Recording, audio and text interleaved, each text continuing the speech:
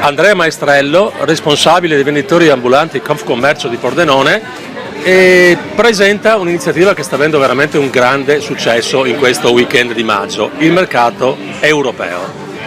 Sì, quest'anno, grazie anche al tempo benevolo nei nostri confronti rispetto alle settimane precedenti, abbiamo già visto ieri, anche nella serata, una grande affluenza e di clientela tra l'altro fidelizzata dall'anno prima. Già dalla mattina abbiamo verificato sentendo i colleghi che hanno avuto il piacere di ritrovare proprio i clienti dell'anno precedente, ma già del venerdì mattina, è una cosa che succede raramente, per cui ai pordenonesi piace veramente questa manifestazione. Grandi numeri veramente, tanta gente. Siamo già oltre l'anno scorso a parità di giornata, perché se l'anno scorso abbiamo fatto 250.000 persone, se il tempo tiene così, dal rapporto di ieri sera, vedendo anche un po' i numeri, forse riusciamo anche a superarlo, anzi sicuramente.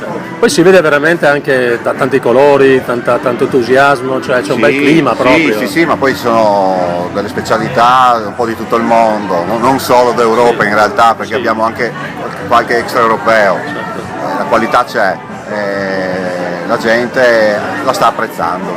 Quindi sarà bello anche riproporlo nei prossimi anni.